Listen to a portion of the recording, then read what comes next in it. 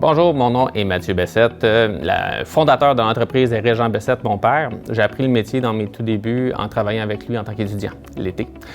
Suite à ma formation professionnelle, je suis revenu ensuite dans l'entreprise familiale pour reprendre le flambeau.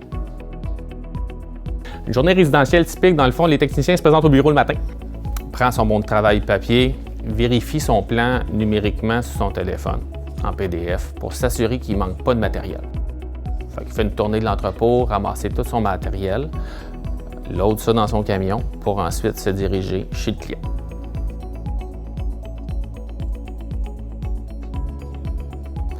Arrivé chez le client, on valide le plan d'installation avec lui pour s'assurer qu'il n'y a pas eu de changement depuis la visite du vendeur. Tout ça est confirmé, on décharge le matériel. Donc, notre installation, c'est comme on s'était dit, c'est bel et bien ici. On va essayer de cacher en même temps là, vos anciens ancrages de l'ancienne unité. La tuyauterie s'en vient, la connexion est toujours à droite sur ces appareils-là, fait qu'on va s'en venir en arrière. Puis ensuite, on va venir rentrer dans la ceinture ici. On se met un cadre d'aluminium par-dessus, côté esthétique, pour que vous ayez une belle finition qui s'agglomère avec la maison. Excellent. Toujours ça vous va? Parfait. Excellent, c'est parti. Donc, on débute l'installation. On commence par installer le condenseur. Le condenseur, c'est quoi? C'est un peu le cœur du système. C'est là-dedans qu'il y a le compresseur qui pompe le réfrigérant, qui fait le système frigorifique. On commence par installer les équerres en fonction du schéma d'installation. Il faut les installer droites. On parlait de minutie tantôt. Donc, on l'installe droit d'équerre. L'aspect visuel est important. Le client va vivre avec cet appareil-là pendant de nombreuses années. On veut que le look de tout ça soit intéressant.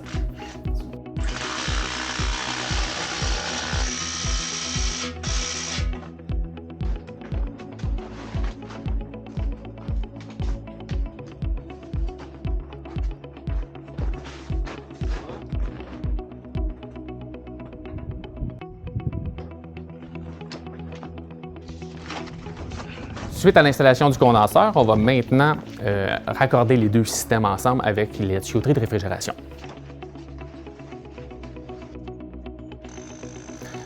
Là, on va percer le mur en suivant le plan d'installation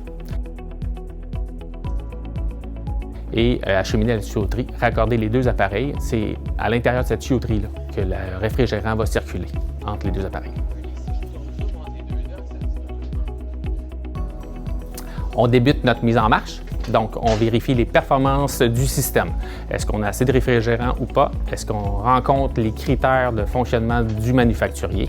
En même temps, on explique au client le fonctionnement, l'entretien et en validant les performances du système, notre travail est maintenant terminé.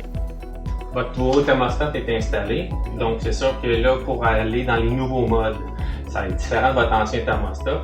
J'ai laissé votre guide de l'utilisateur sur la table ici. Bon. Le créneau du métier de frigoriste est vraiment large. On peut travailler autant au niveau résidentiel, commercial, institutionnel. Souvent, des métiers comme ça sont exigeants physiquement. Donc, parfois, il y a certains travailleurs qui vont migrer vers la vente, être représentants ou plutôt planifier des travaux, ce qui permet d'avoir, avec l'expérience qu'ils ont, des travaux mieux planifiés pour les équipes d'installation. Pour apprendre le métier de frigoriste, dans le fond, on fait notre parcours standard secondaire. Ensuite, on rentre au DEP.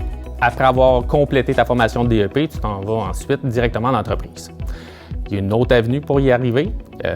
Si on a nos préalables scolaires et qu'un bassin est ouvert. Le bassin, c'est géré par la Commission de la construction du Québec. Quand on a une pénurie de main-d'œuvre dans un métier, il délivre à ce moment-là des places disponibles pour avoir des cartes directement au chantier, ce qui permet de rentrer tout de suite en entreprise puisqu'on a nos préalables scolaires. On fait des formations obligatoires à ce moment-là, continues, puisqu'on n'a pas fait le DEP, mais ça nous permet de rentrer directement dans le métier. Être frigoriste, c'est un métier qui nous permet vraiment de s'épanouir en tant que travailleur puisqu'on apprend constamment. L'évolution technologique, les avancements de performance énergétique qui est vraiment au cœur des ressources naturelles aujourd'hui, ça nous amène vraiment à apprendre constamment.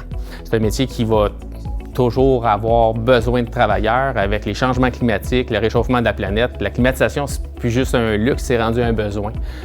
Donc, le métier sera toujours très sollicité. C'est un métier qui nous permet vraiment de s'épanouir en tant que travailleur. C'est une des raisons pourquoi je travaille là-dedans, c'est qu'il y a toujours de nouveaux défis.